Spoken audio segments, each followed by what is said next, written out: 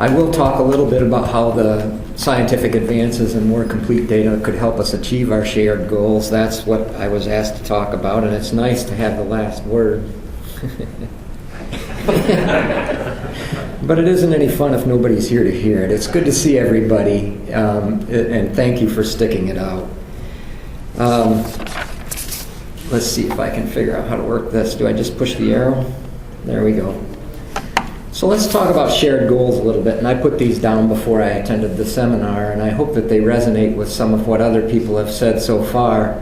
One of the first things is that we all want a better understanding of how antibiotic uses relate to resistance. We still don't know what the baseline is when we're entering a dangerous area and when we're safe. We want to be able to demonstrate that agriculture participants are good stewards of antibiotics. We've heard that resonate throughout some of the presentations that have been given so far.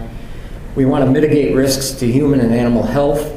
We want to do that every way that we can, but certainly by use of antibiotics.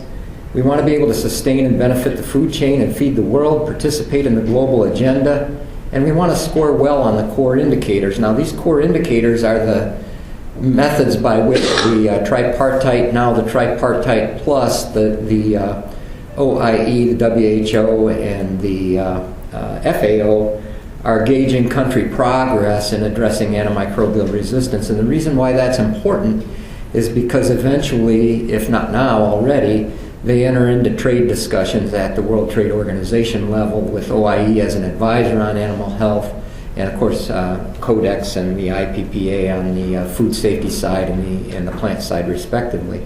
And we want to be able to preserve those foreign markets because, as we know and as we've heard about the swine industry, about 30% of our production goes overseas. And we want good public policy. And I've said this before, that policies need to be based on completely correct information and on scientific analysis. Let's talk a little bit about scientific analysis. Science is a good thing.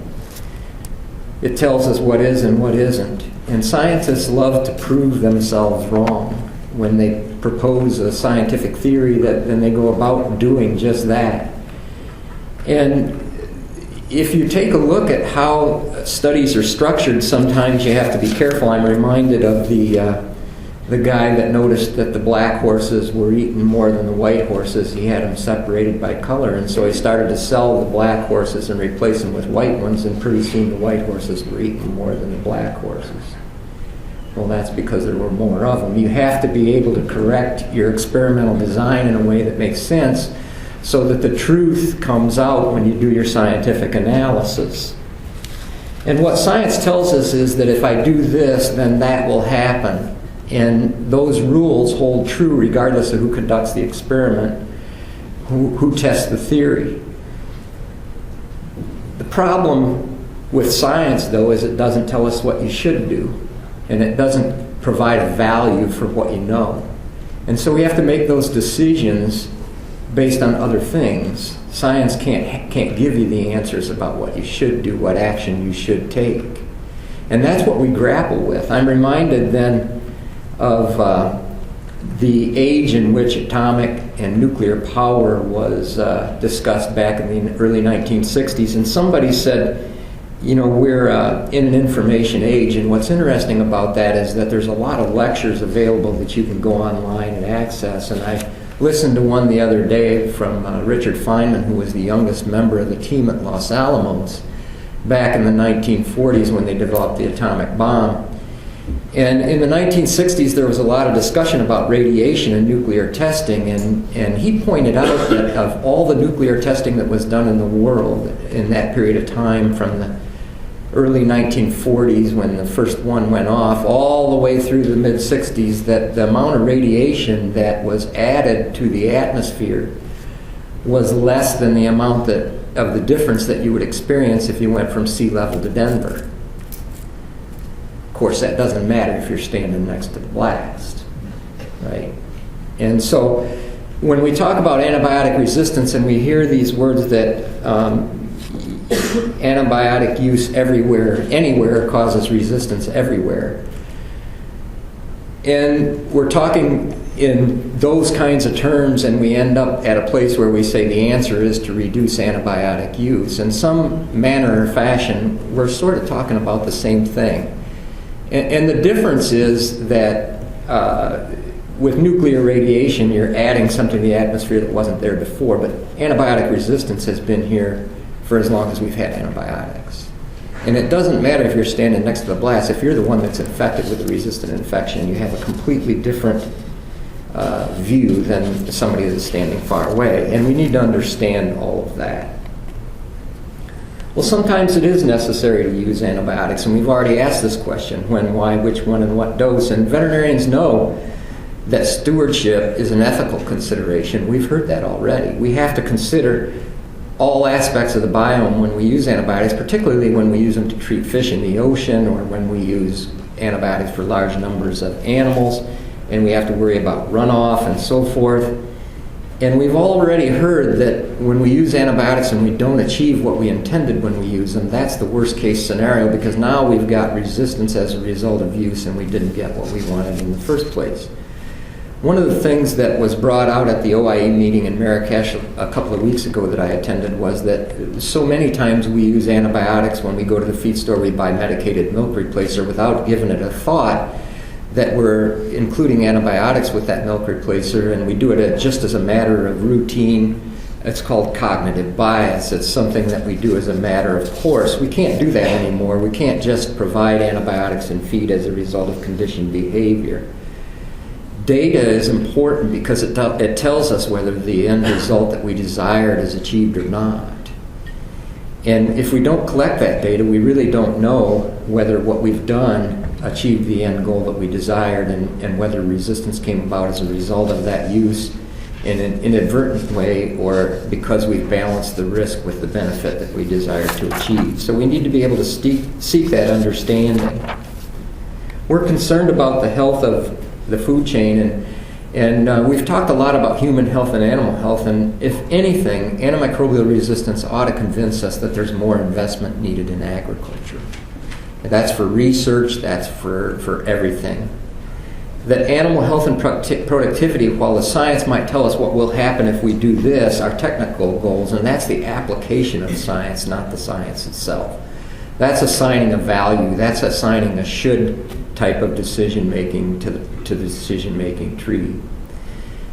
Like with nuclear power, like with energy, like with global warming, there's marginal cost abatement with AMR. If we're not going to use antibiotics the way we have used them in agriculture, everybody has to help pay the price because the cost of production goes up. We heard that yesterday. We see more death loss, we see less growth rate. That means it costs more to produce cost of goods, and if we don't have a return on that, then our producers will go out of business. And across the board, as those costs increase, there has to be a way to get that money back to the producer level in order to make them financially viable. We need to take a look at the allocative efficiency of that economic system as we talk about antibiotic use and antibiotic resistance. Certainly, antibiotic resistance has affected marketability. We've seen no antibiotics ever labels in the poultry industry. We see countries in Europe that don't allow the import of animals that have used antibiotics. This came out very clearly at the OIE meeting a couple of weeks ago when a speaker from Botswana told us that the way they produce cattle in that country is for the European market, and it's strictly organic. No hormones, no antibiotics, or they can't export to those countries in Europe that they export to. The other thing that came out with speakers from the International Monetary Fund and the World Bank is that the Sustainable Development Goals across the globe are linked to antimicrobial resistance. That investments from the World Bank and the International Monetary Fund are going into developing countries in a way that develops them away from the use of antibiotics the way we've used them in the past, and we need to adapt to that too. So how do you apply science? Has anybody seen this picture yet so far? This is a picture of the Great Salt Lake. And on one side of the causeway where the railroad track runs across that lake, you've got red water, and on the other side you've got green water. This is because a few years ago there were bridges across that causeway that allow the water to mix that came into the Great Salt Lake. But a few years ago, as those started to sink, they filled those in and separated the two sides of the lake. And what happened is that the salinity on the left side increased to a level where we had bacterial overgrowth of halophilic bacteria that are red. And as the salinity on the one side of the lake got higher, those bacteria were allowed to grow. The other side didn't grow, and what you're seeing now is clear evidence that there's a difference in the bacterial levels in that water. And that's because of what we did. Well, it's not always that clear, and it's hard to see sometimes, but one thing I will say is that whole genome sequencing is a technology that science has proven gives us insight into how bacteria work. And we need to keep that in mind because the character of the microbiota and the pathogens can be revealed to us with the use of these technologies.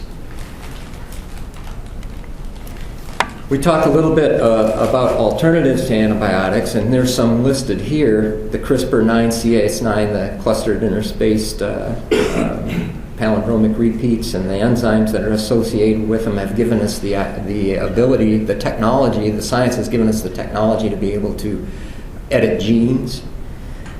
We've discovered a lot. There's this concept in medicine called hormesis, and what you see is there's a graph off to the side that kind of describes that.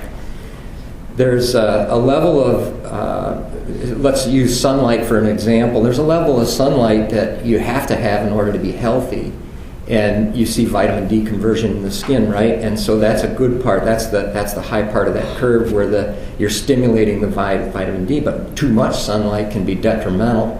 And we know that. And it's the same way with a lot of the drugs we use, whether it's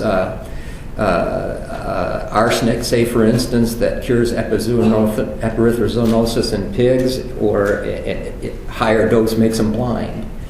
What we want to do is we want to be in that high part of the curve where we see the beneficial effect. And with most antibiotics, that's where we are, but we really don't know that a lower dose might be beneficial in another way. Certainly we did know that a low dose promotes growth, but a higher dose is necessary for treatment levels if we're in the face of a disease. And we have to ask the question if there are some of the antibiotics that we use that have the attributes that we desire. And Cyril Gay is a good friend of mine. He proposed the definition for alternatives to antibiotics at the top. He said alternatives to antibiotics are broadly defined as any substance that can be substituted for drugs that are increasingly becoming ineffective against pathogenic bacteria, viruses, or parasites. And I said to him, well, don't some antibiotics fit that definition? And he said, you make a good point. Well, how about the antibiotics, alternatives to antibiotics provide the benefits of antibiotics without the risk of undesired resistance in the pathogens or the biome? I think that there are some antibiotics that do that. There's an interesting thing that's happened in the microbiological world just lately. Am I getting close? All right. And we've discovered sort of a new family. You know, we used to talk about prokaryocytes and eukaryocytes, but now we have this archaea or archaea group that has complex molecules that have similarities to eukaryotic cells, and they exist somewhere in the middle. Halophiles, the ones that cause the pink water, are some of those. And we're doing more and more research on these and trying to figure out how transcription and translation occurs in this family of bacteria and learning more. We know that there are bacteria in the rumen that produce ionophores. There's a fascinating TED Talk done by Bonnie Basler. If you get a chance, go on TED Talk and look at that. And what she talks about there is how bacteria communicate, and they have on-off switches. Is it possible that by feeding ionophores to ruminants that we're turning on or off some of the other bacteria that are beneficial to digestion when we feed high-grain diets, high-concentrate diets to these cattle? And I think we need to explore more of the mechanisms by how that happens. I'm going to say just a word about confidentiality. Rick mentioned this the other day. This has stopped us from doing the work that we contemplated 5 years ago when the National Action Plan was developed because of industry concerns about confidentiality. We're losing an opportunity for as long as we continue to argue about that. It really isn't about confidentiality anyway. We can debate that for as long as we want to. It's about liability. It's about fear. It's about the fear of liability that we're going to discover something that caused people to get sick, and that's going to take down an operation. We need to deal with that. On human medicine, we do. We have laws that protect the patient. We really need to consider that for agriculture because it's for all our benefit. I'm going to skip these slides because you've seen them before, and I'm going to go to this last slide. This is a picture of a hospital setting, and if you are my age or Rick's age, and you look at that box that the nurse is holding, and you kind of get a look at it, the guy that's laying in the hospital bed with this huge plaster cast on there. We don't put people in the hospital anymore because they've broken their wrist. We don't wrap them in great big plaster casts. And we certainly don't bring cigarettes to the bedside for them to buy, and so that they can smoke cigarettes and be more relaxed and curb their appetite in the hospital. Things do change, and we're in the midst of a lot of change right now. And some of the tools that we've had in agriculture that we've been used to using are going away. And as we begin to gather the data, we ought to consider how we might use some of those tools more appropriately for the things that we need. And the best way for us to determine whether the dose or the duration is correct is to gather that data and be able to present it in a way that justifies the use that we have in mind. That's what judicious use is. That's what appropriate use is. And we have the opportunity to do that if we can deal with some of these demons, like the confidentiality issues and the liability issues that we face.